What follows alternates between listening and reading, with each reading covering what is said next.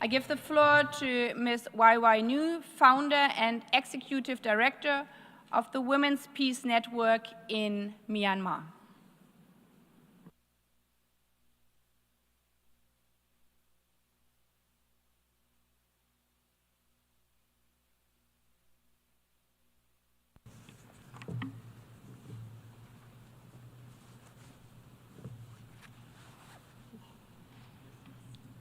President, Excellencies, civil society colleagues, my fellow Rohingya and people of Myanmar, I am honored to speak to you today. My name is Wai Wai Nu. I am the founder and executive director of Women's Peace Network, an organization advancing human rights, justice, gender equality, and peace. I thank the President of the General Assembly and her team, the Bangladesh Mission, and all member states for making this conference possible. This is a historic occasion for Myanmar, but it is long overdue. Our people have suffered enough. For ethnic minorities from Kachin to Rohingya, the suffering has spanned decades. Decades of displacement, oppressions, violence, and decades of inactions on war crimes, crimes against humanity, and genocide. That cycle must end today. The conference must be the beginning of change, of a lasting solution over a temporary fix, one that is grounded in a pathway for the future that people of Myanmar define. We cannot just walk away from today after a series of statements.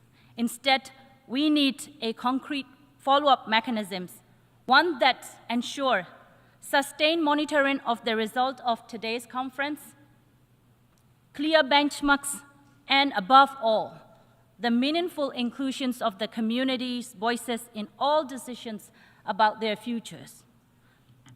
And it must immediately end the ongoing killing fields in Myanmar.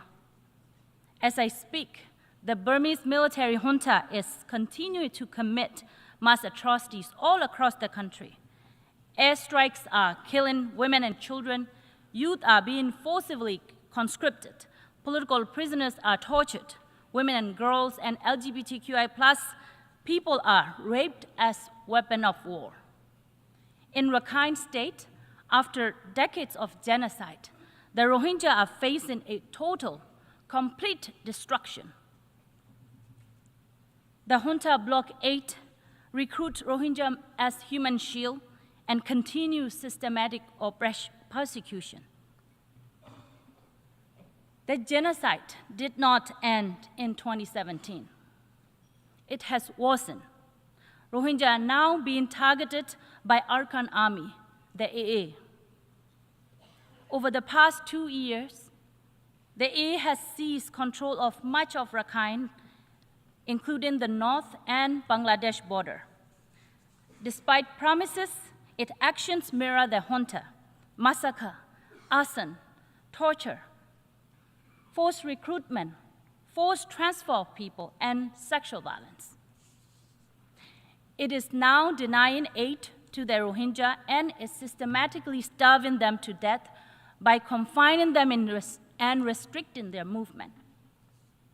In northern Rakhine State, there has been no UN or international aid for over a year.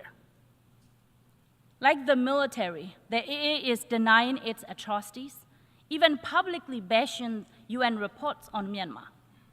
And like the military, the AA is denying the Rohingyas' indigenous identity, calling the Rohingya everything but their name.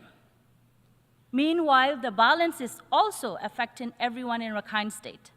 The junta is still confining 120,000 Rohingya in internally displaced persons camps in Sittwe.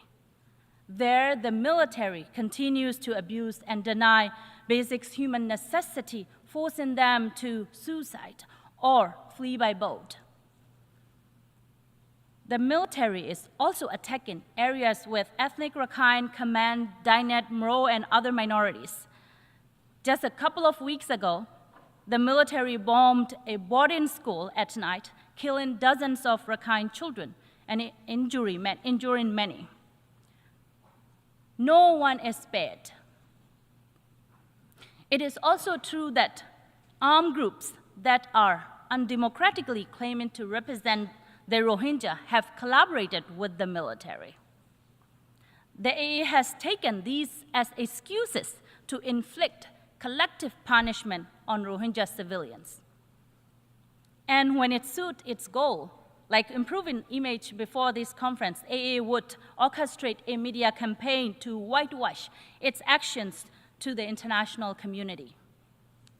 But let me emphasize, a photo or video of a smiling Rohingya should never, ever erase the destruction that has been caused to the Rohingya.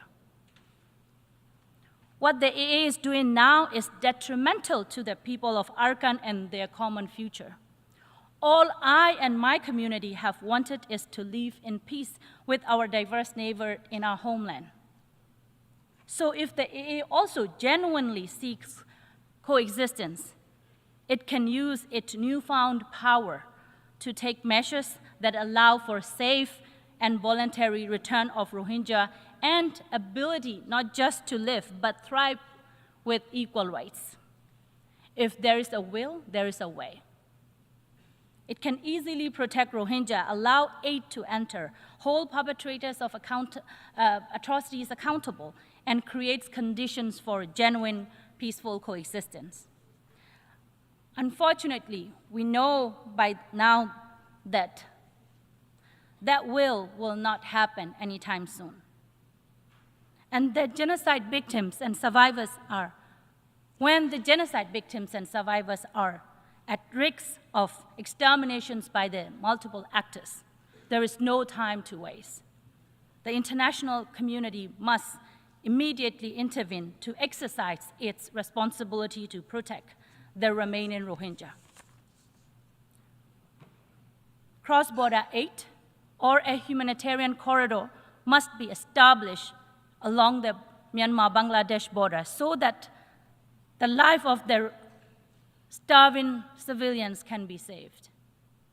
Targeted sanctions must be imposed on perpetrators of mass atrocities to diminish their capacity to brutalize more civilians.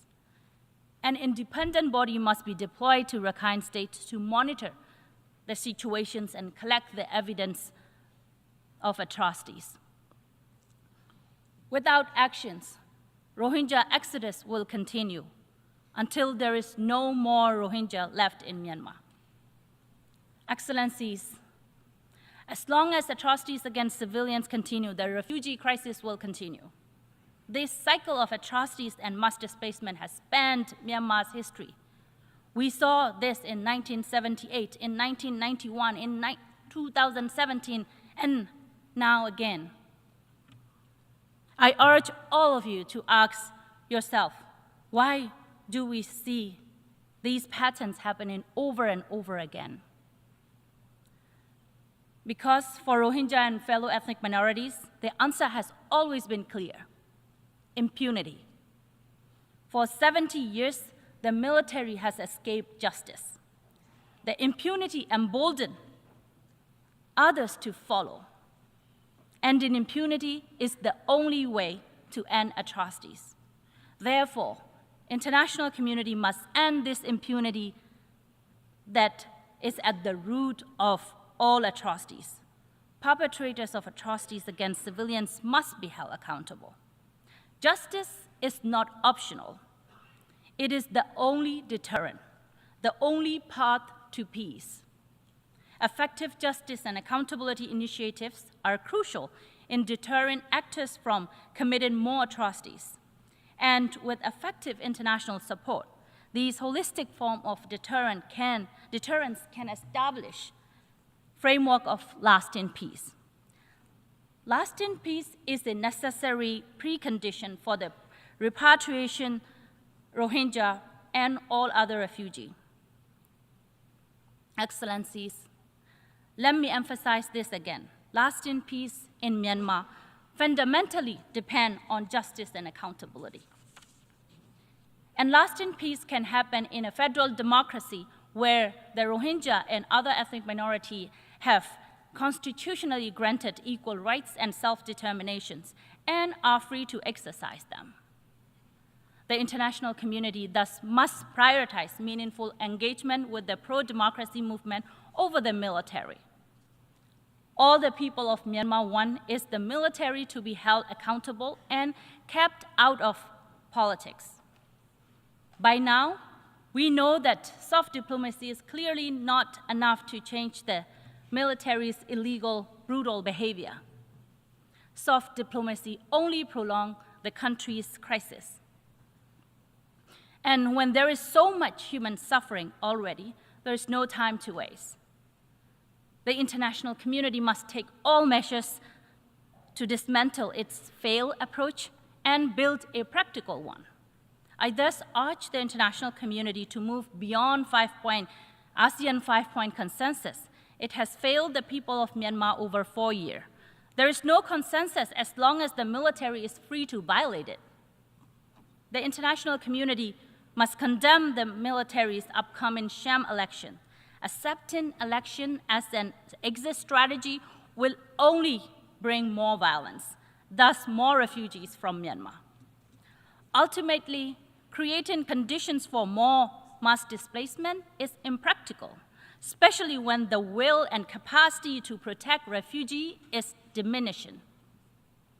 From Bangladesh to Malaysia, funding cuts have devastated the life of over 1 million refugees, as well as the hundreds of thousands of more people in exile from Myanmar. Government must immediately resume their life-saving aid and expand it. Steps must be taken to strengthen refugees' resiliency. Like Thailand, host countries must allow refugees to at least work. And access to education is critical for refugee children, especially Rohingya youth in Cox's Bazar. The international community must fulfill its duty to protect refugees. Instead of detentions, deportation, provide access to the safe disembarkations, asylum, and domestic legal processes. Protection is especially crucial for Rohingya women and girls.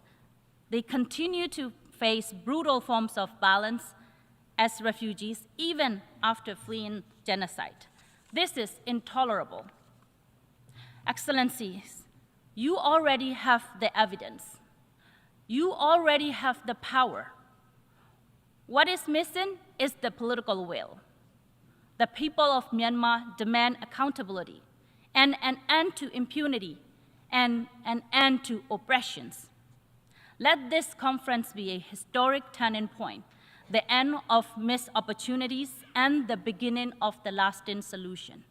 Thank you.